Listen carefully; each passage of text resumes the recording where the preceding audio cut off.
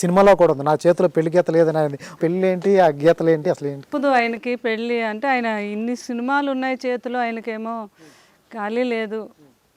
జరుగుతుంది పెళ్ళి అంటే ఆయనకి చాలా రెస్పెక్ట్, లేడీస్ అంటే ఇంకా రెస్పెక్ట్. ఆయనకి అలా పెళ్లి చేసుకోకూడదు అది లేదు, జరుగుతుంది అంతే. జరుగుతుంది. ఈరోజు చెన్నైలో ప్రెస్ మీట్ జరుగుతుంటే దాంట్లో ఎవరు అడిగారు ఇలాగ? అడుగుతారు. అంటే మీకు ప్రపోజల్స్ ఏమైనా వచ్చినాయా? మీరు ఏమైనా తీసుకొస్తున్నారా పెద్దమ్మగా? ఏం లేదు ఇంకా. కానీ బాబు అద్భుతమైన అమ్మాయి, మేము కోరుకునేది దొరుకుతుంది. అబ్బాయికి పెళ్ళి అయ్యి ఎంతో హ్యాపీగా ఉంటారు. అంత గొప్ప వ్యక్తి ఆయనకి. అసలు పెళ్ళి అదే ఇండస్ట్రీ నుంచి జరగవచ్చా, బయట నుంచి జరగవచ్చా? ఎలా అయినా పర్లేదు, అది ఏమీ మాకు రిస్ట్రిక్షన్ ఏమీ లేదు. మీరు పెద్దమ్మగా చెప్పండి, కొన్ని క్లారిటీస్ ఇవ్వండి. బయట ఏ రూమర్స్ వస్తున్నాయి, ఎవరు ఆర్టిస్ట్ అంటారు, అవి ఉండవు. ఏమీ లేదండి. రూమర్స్ని మాత్రం మీరు నమ్మొద్దు. అబ్బాయికి పెళ్ళి అవుతుంది బ్రహ్మాండంగా, మంచి అమ్మాయి దొరుకుతుంది, అది మాత్రం నేను చెప్తున్నాను. ఎందుకంటే చాలా మంది ఆడపిల్లలు ఆయన మీద ఆశలు పెట్టుకున్నారు.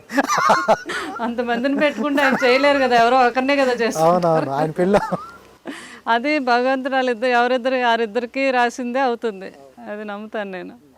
అదే వచ్చే సంవత్సరాన్ని ఉండొచ్చా పప్పు భోజనాలు? ఉండొచ్చు. కాదు, ఇది చెప్పండి, నేను ఇంకే మేము లేకొచ్చిన అడగను. అదే ఉండొచ్చని అనుకుంటున్నాను నేను, 100% తప్పకుండా.